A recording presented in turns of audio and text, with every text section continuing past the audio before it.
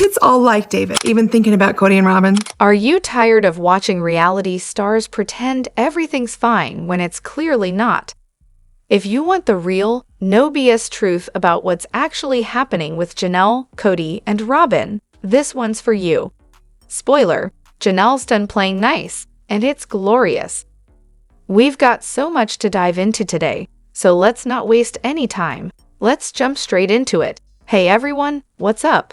It's Elena here, and welcome back to my channel Reality Nexus X. When asked about handling a major event without Kody and Robyn for the first time, Janelle's response was nothing short of iconic. Her message? Basically, who even cares about those two anymore? And honestly, the family is moving forward so smoothly, it's like Kody and Robyn never mattered. That final look she gives is pure savage. Zero fight, zero fucks left for the forgotten couple.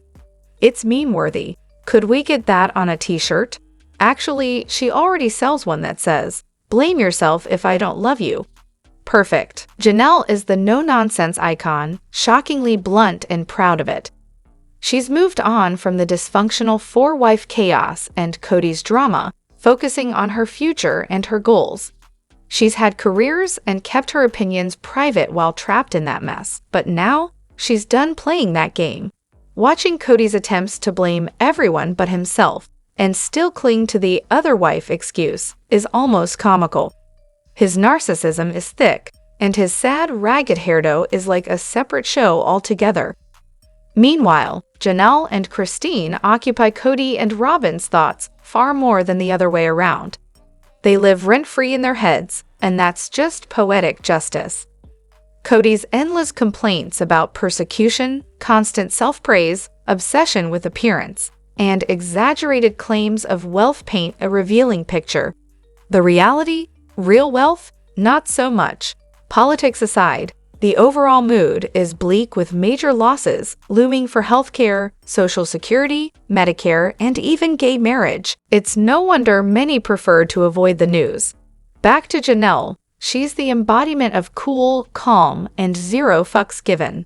Her exit was quiet and dignified, with no grandstanding or desperate attempts to rebound. She's focused solely on herself now, and that's what rattles Robyn and Kody. Janelle refuses to engage in their games or fuel their narcissism, and that drives them mad. Her snarky, low-key burns? Absolutely perfect. Too bad, so sad should be the new motto for Tata Farm.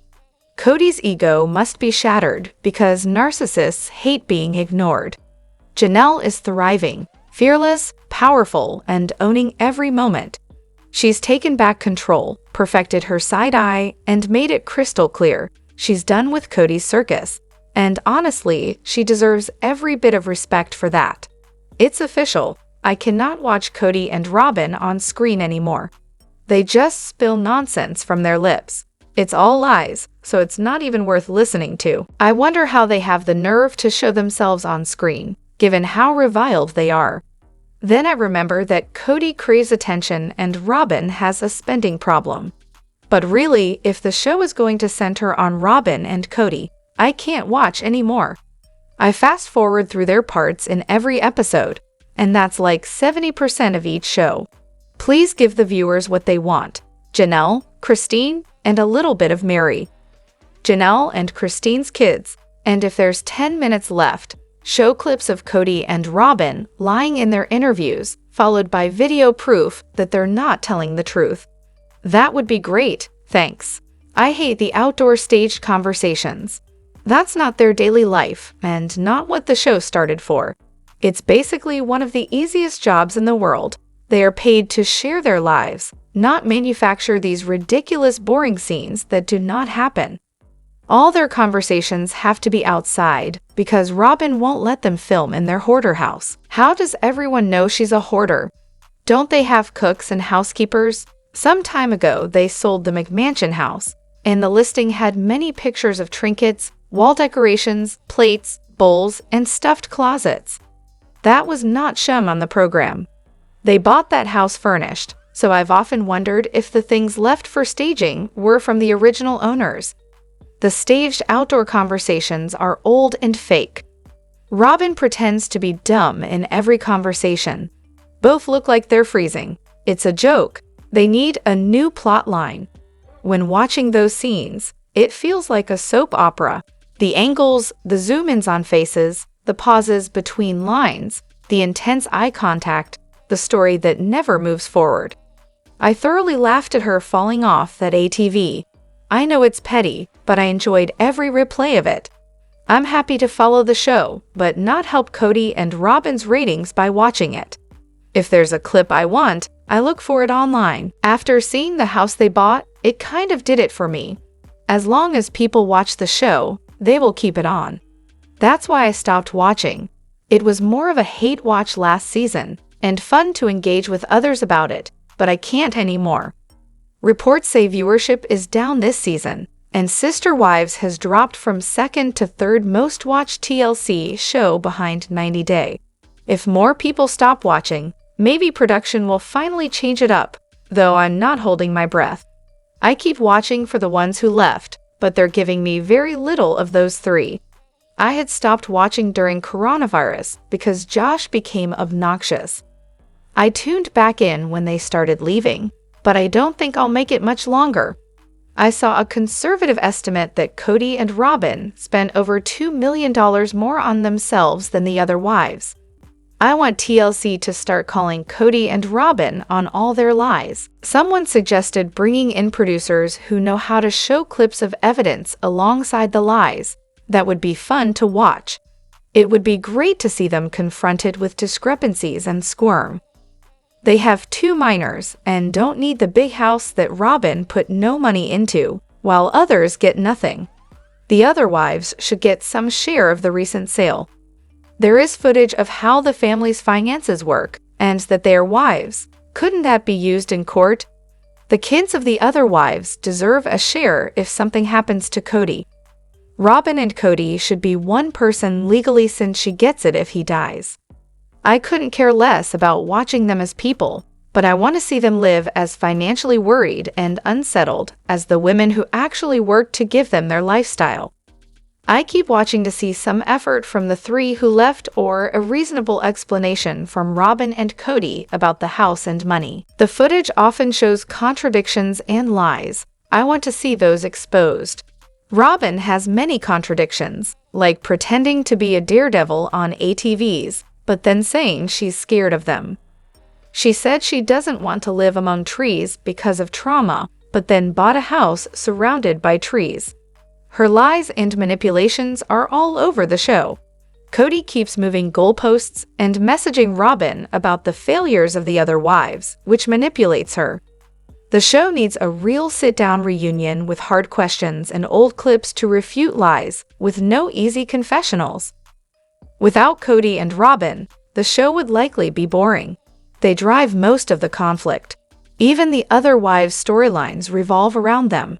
But right now, they dominate the show with boring, fake scenes filmed outdoors, lying in interviews, and refusing to film inside their home. I watch only because I want to see their downfall, the mess they created, and their public humiliation fully explored. The contradictions and lies make it entertaining in a frustrating way. The show should stop mollycoddling them and start holding them accountable. I want to see clips exposing their lies and then ask them to explain. Their reactions and discomfort would make for better TV. The show is stretched out too long, and it should be the last season for all of them unless Kody finds another wife.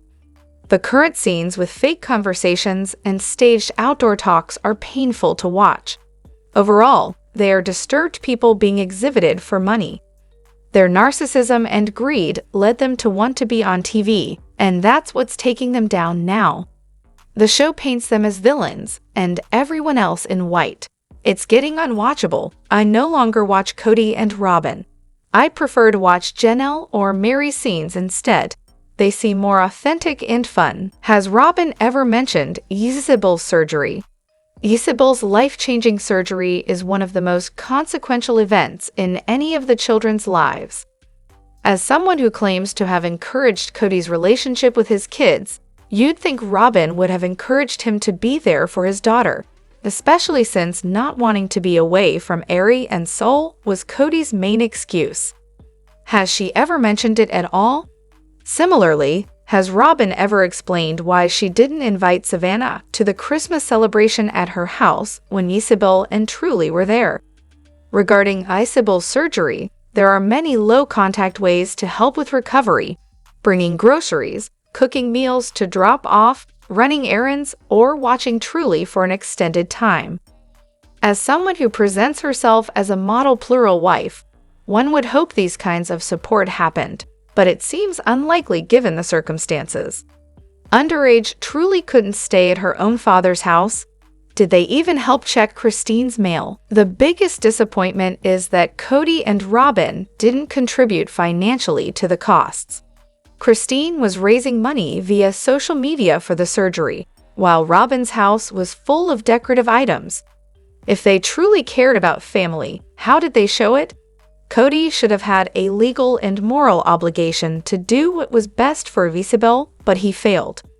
Kody spent more on knickknacks for Robyn than what Isabel's surgery cost. He seems to delegate all parental responsibilities to the mothers of the children, avoiding involvement in critical matters, such as surgery or childbirth. In this family's culture, maybe women traditionally take care of the children's issues, but as a parent, he should have participated more. Kody has shown more interest in public attention than genuine parental care. For example, he may be present at high school graduations for photos, but doesn't know his kids' doctors, teachers, or even birth dates. One of his sons had a girlfriend for 2 years he never met. Robyn has never been truly interested in being a supportive sister wife unless she personally benefits. Janelle, on the other hand, offered to help Christine with Isabel's medication by staying in a tent outside their house during recovery, showing a greater understanding of support. The quarantine restrictions during coronavirus were used as an excuse to keep Kody from being away from Robyn's home, which affected his ability to support Isabel. He even called Isabel's surgery trip a vacation for Christine, which was insensitive given the seriousness of the situation. Christine and Gwen were likely the main support for Isabel during the surgery and recovery, with Robyn remaining silent and offering no visible assistance, such as taking care of Truly or helping with medication shifts. Robyn's only comment on Isabel's surgery was about family competitiveness over height, dismissing the seriousness of Isabel's pain and recovery. Kody's financial contributions to the surgery were non-existent, contrasting with the family money spent on cosmetic surgery for another child, which was celebrated publicly by Robyn. There was no evidence that Kody or Robyn made video calls or stayed involved during Isabel's recovery. Robyn did not offer practical support like cooking meals or helping with medication, which would have been expected from a caring sister wife. Kody prevented himself from going to the surgery due to not wanting to be away from his tenders, his youngest children, for more than a couple of days. Robyn supported this stance by maintaining the household in a way that discouraged Kody from leaving. Isabel expressed feelings of being excluded, asking Christine if she was not part of Kody's family too. Robyn seemed uncomfortable when Isabel approached her after surgery and did not demonstrate genuine affection or support. The lack of involvement from Kody and Robyn has had a lasting impact on the family dynamics, contributing to feelings of neglect and disappointment. While Janelle and Miri showed willingness to help, Robyn's behavior has consistently appeared self-centered and unsupportive. Hey Robyn, quick question. Why on earth are you still not trying to patch things up with Preston? Because, that would be best for Dayton, Aurora, and Brianna. But hey, who needs logic when you can just break up and call it quits forever, right? I mean, why not go crash on his couch, haul your stuff back in, have some dates, and just suffer through life like it's your cultural duty? But here's the kicker. You get to decide when your marriage is done, yet you won't let the OG 3 wives have the same freedom. That's some serious double standard. Sarcasm alert. Of course, we all know Preston's remarried now and battling cancer. so it's super convenient that she acts like the rules apply to everyone but her. Watching her beg while Kody's basically screaming, "Stop, stop," is a nightmare. For once, I actually agree with Kody. Her relentless clinging screams consent issues louder than she realizes. And when she whines, I feel powerless. I'm just sitting here cringing. Sure, finances worry her. That's about it. Odd, right? Especially when you hear how the other ex-wives talk. Even Kody's fed up, saying he just wants to stop talking about the whole mess. He's clearly done with the family drama, the relationships, and the whole polygamy charade. And seriously, is she going to blame her ATV fall for hitting her head and suddenly losing all sense? Because let's be honest, she hated those mini bikes. She doesn't exactly strike me as fun. She claims she's been riding since she was 13, but really, she just wants her little kingdom back. Good luck with that throne in this economy, Robyn. Your only vassals left are your kids, and while that's something, it's a far cry from being the favorite wife when you're the only one left. Bravo on that lonely crown. Honestly, she should host a tell-all, because no one else seems to want to spill this much tea. Speaking of which, I always thought Preston filed for divorce, not her. Some say it's because of debt. He borrowed from family while she kept racking up more bills. Makes sense, considering how bitter she sounds about him. I mean, she went full venomous on national TV, hinting at sexual coercion and blaming him for Dayton's ATV accident, which was later debunked. Classic Robyn. Bitter, bitter, bitter. But hey, Preston doesn't have a reality TV show to boost. That's her arena, so naturally, she acts like she wants him and the others back, hoping it'll fix her image. Spoiler alert, it doesn't. It just makes her look selfish as hell. She never got along with those other wives, was always stirring drama, and expects everyone else to play by her rules. Not one bit of genuine care about their feelings. Notice when Kody gave her that look about their secret? I'm pretty sure the real secret is they've both known all along he only loved her and used the OG3 as props. But neither realizes this act just makes her look like an even more selfish, whiny vampire. When it comes to real issues, Robyn waits until everything's done and dusted before she throws a tantrum. Like when Mary's catfish scandal bruised Kody's ego, or when Christine kicked him out of her bedroom. Janelle had already moved on before Robyn even blinked. It's clear Robyn's desperate to clean up her image. She acts like Kody left them and can't understand why the others wouldn't fight to keep him. Watching her is like seeing a female misogynist in action, full of fake victimhood and blatant lies. Honestly, who cares? Let Kody and the kids ride off on their ATVs into the sunset. They've pretty much been leaving everyone else alone anyway. Reminder, Robyn, you're divorced. So maybe sit down and quit acting like you're still the queen. And for the love of all things holy, actually go on dates instead of just saying it. Seriously, how hard is that? And yeah, she claims she wants Kody's other marriages to work, because she knows people see her as the homewrecker. She drones on about it, hoping to soften her image, but slips up by throwing shade about stretch marks, weight gain, and how the other wives care more about their adult kids. None of that was ever on the show before. Thanks for the new tea, Robyn. She probably poisoned Kody against the others too, never imagining they'd actually leave or speak out publicly. Her so-called concern about making the marriages work is just PR, pure image rehab. And here's a burning question. If she really wanted plural marriage, why doesn't she tell Kody to take another wife? Because she's terrified someone younger, prettier, and nicer will come along and reveal her true self. Guess what, Robyn? We see right through you. She also insists she didn't change when everyone else did.